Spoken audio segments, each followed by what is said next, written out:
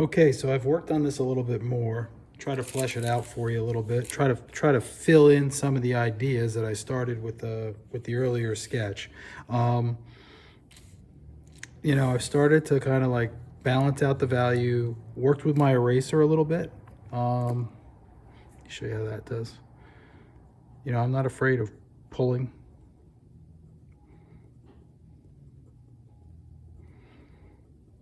Highlights.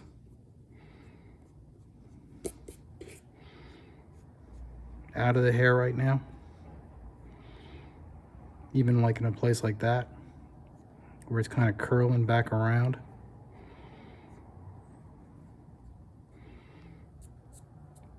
Things don't have to be definite when you're doing hair. You're not drawing every single strand. What you're trying to do is you're trying to give weight and solidity to, these strands of hair that kind of like are bundled together.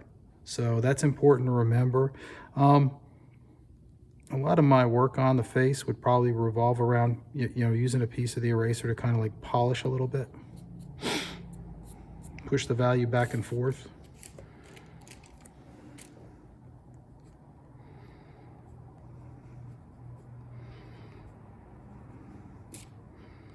And I'm even erasing in the direction that I think the hair is curling.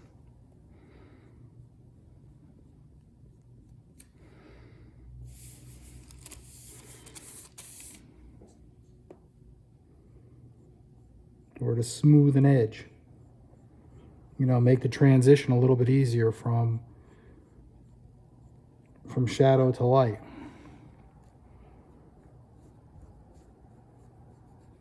So this is all work with the eraser. I can also use the eraser to take like a really dark area, kind of push in a little bit of light just by removing a little bit. And it talks a little bit about degrees of depth. If I think I've pulled that highlight out too far, I'll take a pencil and I'll just lightly go over the top of it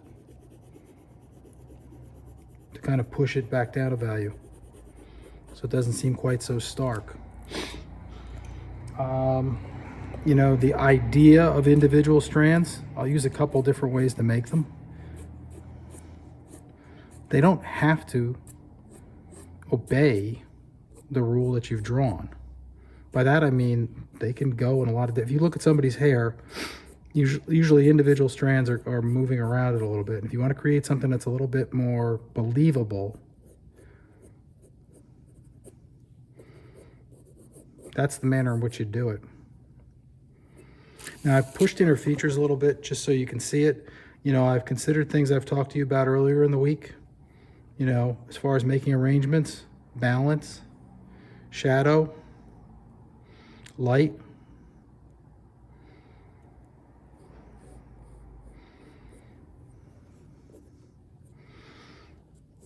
Maybe up towards the top, you want to add a little bit more of an edge.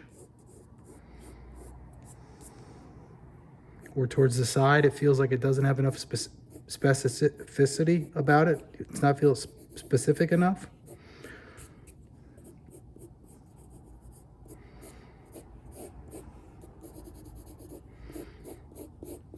So I'm using right now an HB pencil.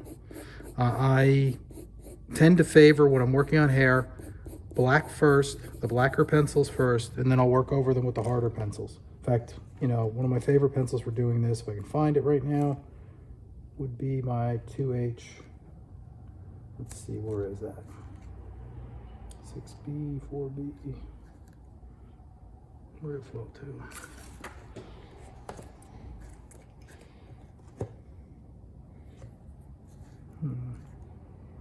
Not seeming to find it, so I'll just use the HB instead.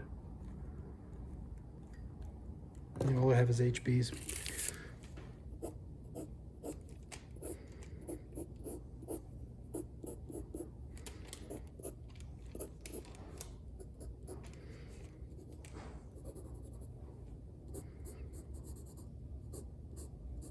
Once you use the eraser, that doesn't mean you can't put a pencil line over the top of it. That creates a deeper recess, a deeper shadow. it feels, you know, realer.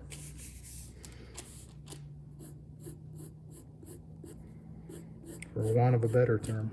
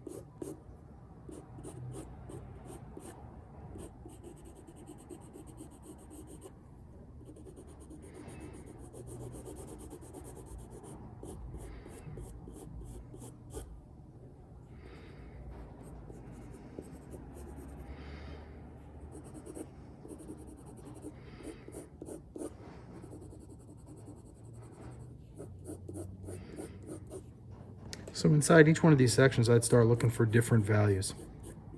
You know, it wouldn't be this consistently light the whole way. It probably would taper a little bit.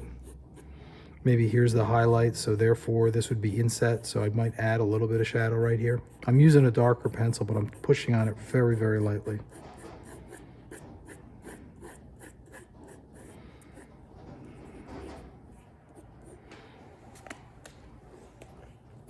Back to an HB pencil.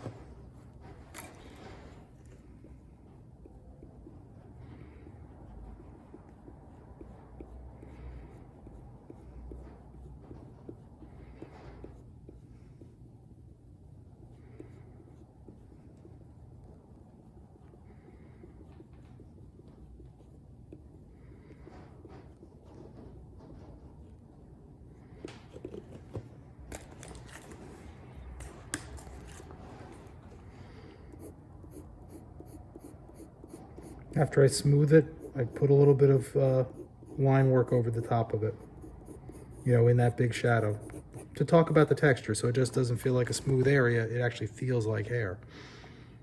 So, so anyway, that's how I would go about the structure and form of hair. You know, how to come up with the different planes, how to shift the planes, how to turn a curve, how to wrap it around the head, how to indicate light and dark.